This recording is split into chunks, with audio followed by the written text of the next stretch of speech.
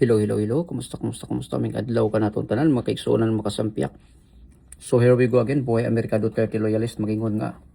Kung adunay nahidugmo tungod sa tumang kakapoy kaluya, ang imong mga pulong may magadasig kanya sa pagtindog. So time check, it is now, exactly 1 o'clock in the morning, na po, Sunday.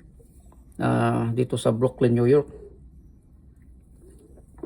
17th of May, 2026. So, nandito na tayo sa exciting, nandito na tayo sa good part. Kung baga mag-convene na sila sa impeachment trial, dyan ni Inday Sara, at least yung majority nakuha na nila pabalik ni Senator Marcolita. So si Alan Peter Cayetano, siya na yung Senate President. So may naririnig tayo na pilit na tinatakot at aagawing uli itong chairmanship, itong majorities kukunin ulit kasi di ba nakita natin kung gaano katakot at namutla talaga sila si Soto, silang lahat noong nakapasok si Bato. Nung akala ni Lacson or akala ni Tito Soto mabulaga nila si Bato, pero ang nangyari sila yung binulaga ni Bato at nakapasok at bumoto at yun, open all positions, tinayuan ni Villanueva at nakuha nila yung majority ngayon. So ngayon mag-start na yung impeachment trial. So sa Lunes na, bukas na. So nandito tayo sa good part. Kumbaga patas-patas na itong laban. Pero pilit pa rin nila na aagawin yung majority diyan. Sabi nga ni Erwin Tolpo na manipis lang daw yung solid 13 kasi wala na si Bato ngayon. So 12 sila. So pag makuha nila yung abstain yata, CM sila. So 11, so pwede lang takutin itong mga Bilyar. Tapos si Loren kukunin or ano pa. Pero mayroon pa si Jinggoy, pero sa tingin ko wala na yan, siminto na yan. At may narinig tayo na baka, sabi ni Jason na baka may 3 or 4 pa yata na papanig sa majority pa. Kung kayo gusto niyo yung i-negotiate yung majorities ngayon, itong majorities din, gumalaw din sila. So alam naman natin na mga re-electionist yung mga yan, lalo na yung kunyangong JBRC to at Zubiri, na bitter pa rin kasi napatalsik yan yung chairmanship niya before. Yung napalitan siya ni ni Hart ni Chis Escudero. Pero sa tingin ko makukuha ng majority yan si Lito Lapid, kasi yan si Lito Lapid safest boy yan sa Senado Kung asan yung malakas doon yan siya papanig. Yan si Supremo, wais. Hindi madalang lang niya ilang yang nagsasalita. So pag nakuha yan ng majority, tapos kahit wala si Bato, tapos yan si JBRC to, yung kapatid yan siyempre blood is thicker than water, so makukuha yan. Siyempre papanig siya kay Jinggoy. At saka si Ligarda, hindi na yan makakukuha pa nila. Lalo na ngayon, gusto nyo pa ipamasakir sila dyan kayo, umuwi na kayong lahat, tapos alam nyo na kung ano yung mga mangyayari. At sila doon, pinasok na, at pilit pinasok ng NBI. Uy, nawala yung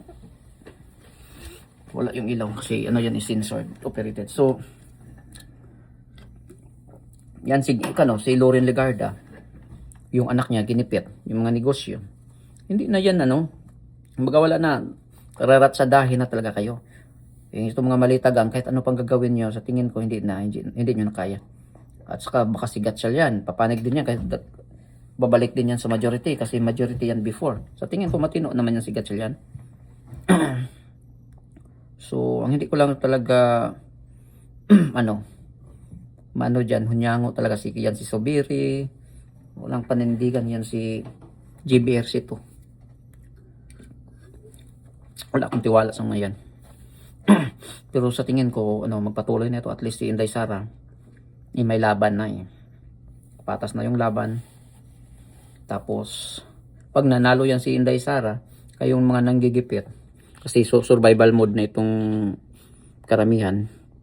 So, kayong mga bumoto dyan sa lower house na ipa-impeach, si Inday Sara, impeach naman siya sa inyo. So, sige lang, kasi pupuntahan din yan Inday Sara. At itayo yung mga tao na para sa kapakanan ng karamihan. Check na matatalo kayo sa mga distrito nyo. Pero alam naman natin, yung iba din manggagamit din. Tulad sa Cebu, si Pambri 4, parang nandun na kay BBM. Wala na, marami na. Si Richard Gomez na Kumbaga kung hindi mo nyo kaya yung kalaban, isasanib lang kayo. Yun yung nila. At saka itong mga Tulfo. Sabi pa nga ni Erwin Tulfo, manipis lang yung solid 13. So tingnan lang natin kasi pilit nyo yung tinatakot, pilit nyo agawin ulit itong chairmanship. Tapos si Soto, sabi pa nga ni Alan Peter Cayetano na hindi lang baling manipis basta wag lang makapal. Kasi sobrang kapal talaga ng mukha nitong mga minorities. Lalo na yan si Lacson at si Tito Soto. Tanggapin nyo na mabubuksan na talaga itong mga malita, kayo mga malita boys, malita gang, malalaman na talaga yung mga papel nyo dyan sa nakawan dyan. So lalabas na tong 18 Marines dyan for sure. Tapos si Gutiza yan. So mapunta ulit kay Senator Marcolita yung Blue Ribbon Committee.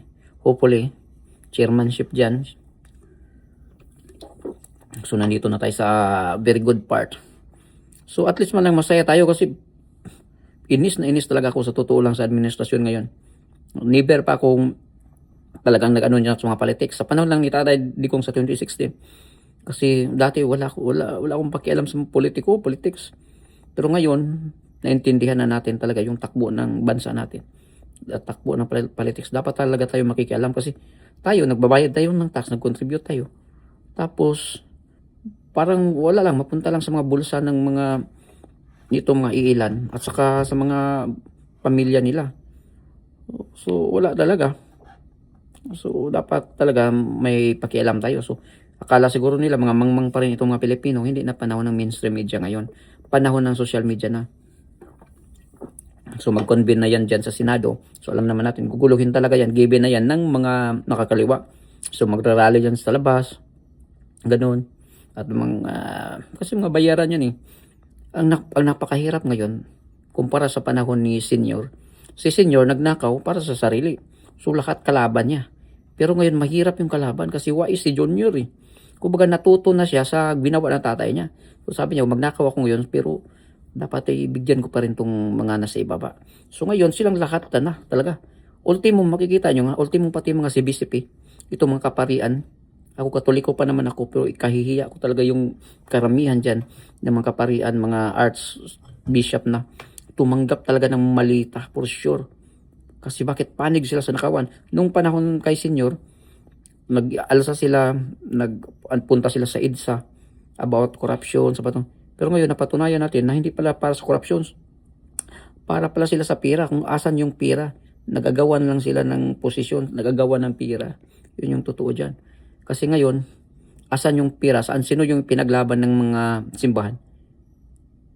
Si Marcos, itong kurakot sila si Martin. Si Blue Martin. Itong dambuhalang buwaya. Tingnan mo yung mga kaensuka. Sinuka na nila. Daming namatay ng mga Pilipino sa panahon ng EDSA Revolution, panahon ng Marcialo sa tatay ni Marcos. Pero hindi pa rin kayo natauhan. Baliwala lang sa inyo yan. So yung mga dugot pawis na ibinuwis ng mga Pilipino, napunta lang sa wala. Kasi wala kayong mga prinsipyo. Yun yung totoo. Pero ginamit nyo rin yan si Marcos. Kumbaga papatalsikin din nyo yan pag mapatalsik nyo si Inday Sara. Kung mapatalsik nyo. Yan yung totoo. Diyan kayo nagkamali. Kasi ang mga Duterte, subok na yan matibay yan. At hindi yan magnanakaw. Kung kahit ano pang gagawin nyo, maninibabaw pa rin ang puti kaysa itim. Yun yung totoo dyan. So ngayon, sanib-sanib na kayo. Sanib pwersa, akala nyo, kaya nyo ang mga Duterte. Never nyo makakaya. Kasi nasa panig ang Panginoon sa kanila. Iilan na lang yung mga nasa Duterte, pero mga solid ito. Iglesia ni Cristo, sila si Marcolita, yan. Itong mga Isim Inay, Pastor Kibuloy, at itong Ang malakas lang talaga ang nagbibigay ng lakas at admiration, nagbibigay ng encouragement, tapang ng mga Duterte, ang mga Pilipino.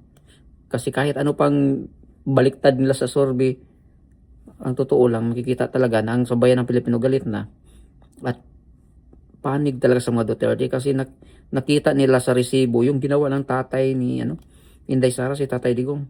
Kung kaya si Tatay Digong, nakita ko yung strategy niya, siguro hindi na rin niya magpalit na yan ng kasi na tapos na yung kontrata ni Koopman. Strategize yan ni Tatay Digong na sige, may iba na naman kaming mga defenders ganun para mag new start para din itong may delay. Sabi pa nga nila ng mga kalaban, pag may delay daw yung trial, delay daw yung mga justice. Hindi, i-delay yung malita, yung bayad nyo, yun ang totoo. Yeah, pero ganyan talaga yan. Si Tatay Digong, abogado yan, piskal. So alam niya yung laban dyan. Kasi itong mga taga-ICC, mga makakaliwa din yan eh. Tingnan nyo yung mga nangyari ngayon. Di ba puro bendalo? Tingnan nyo, 2025 pa pala yung warrant of arrest pero tinago nila. Hindi nila idinaan sa local court. At ito ding mga taga-gobyerno natin. Dati pa sabihin Marcos, hindi kasi walang sovereign rights yung ICC. Pero kinain nila yung mga sinasabi nila. Si Remulla, sabi pa nga ni Remulla, suko ka ba to? Suko ka talaga sa batas. Yung anak mo, nahulihan ng hybrid marijuana, yung cost, anong tawag niyan?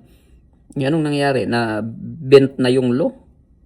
Wala talaga. Pag kayo, tingnan nyo, lahat ng mga witnesses nyo, mga criminal. Tapos yung isang babae na magnanakaw, yung pag ng mga solicit ng mga envelope, yun, nabigyan ng posisyon sa gobyerno. Tapos si Mabilog, nagtago sa panahon ni Tatay Digong ng ilang years. 6 years or 7 yeah. Then, ngayon bumalik, may position na naman sa DILG as undersecretary. Wala, lahat na lang ng mga magnanakaw, lahat ng mga tulisan, kidnappers, Madriaga. Kulang lang si Madriaga, gagawin nyo yung gagawin nyo yan, criminal kidnappers yan, yun, nakakatakot yan. Bibigyan nyo yan ilabas nyo, bigyan nyo ng katulad kay Laila de Lima. Yan, nyo ng drag queen yan sa Bilibid, pero nakalabas. Convicted yan, pero nakalabas. Wala talaga kayo. Si Castro, yung NPA, convicted, pero walang nangyayari. Kita nyo? Kita nyo kung gaano ka walang kwenta ang batas natin. Tapos si Bato, gusto nyo yung ipa-ICC. So, sino ba yung mas matimbang? Sino ba yung mas mataas? So, yung batas pa pala sa ibang bansa, sa foreign country. So, ano ba tayo? Under pa ba tayo ng kustodiya? Ano pa ba tayo? Under colony pa rin tayo ng ibang bansa? Wala talaga. Kung kaya wala nang naniniwala dyan sa ICC. Kasi ma-weaponize lang dyan to persecute politicians na kontra ng mga administrasyon. Ultimo ng US, mga Russia, wala nang naniniwala dyan. Mga iilan na lang. Kasi ginagamit nyo. At alam naman natin, yung ICC, yung kaya na lang nila, yung mga bansa na katulad sa mga Africa at sa Asia, mga ilan, yung mga bansang kaya lang nilang ismulin. So, mas lalo nyo lang na pinagapang na ang Pilipinas, mas lalo na lang na i-down na susupilin tayo ng ibang bansa yung dignidad natin. So, baliwala lang yan sa inyo. Basta yung malita continue lang. So, kawawa. Sino kawawa? Sambayan ng Pilipino, tayong lahat. At yung mga incoming generations natin. Yan yung mahirap dyan. Kung kaya, dapat talaga tayo magsasalita, mga kababayan. Kasi hindi na panahon ng, akala siguro nila, mangmang pa ang mga Pilipino, hindi na panahon ng mainstream ngayon. Panahon na ng social media. Lahat nakikita na yan, nakabulat-lat na yan dyan sa mga Pilipino. Ultimo nga nasa bundok, alam yung nangyayari. Kung kaya kayo lang naman yung nagdrama-drama dyan kasi kayo yung mga connected dyan sa mga malita. Kasi wais din ito si Junior. Nagnakaw, binigyan lahat ng mga lahat ng sumasanib sa kanya. Basta maghaliluya lang. Kasi sanib pwersa sila ng asawa niya, ng adik, mga banga, ganun. At saka yung pinsan niya, kasama si Saldico. Pero tingnan nyo, pag malubog na yung barko, mag-isa-isa na yan magtalunan. kahit magkapamilya yan, magtulakan yan kung sino yung main character. Yun, totoo. So anyway, God bless po at maraming salamat sa ating lahat.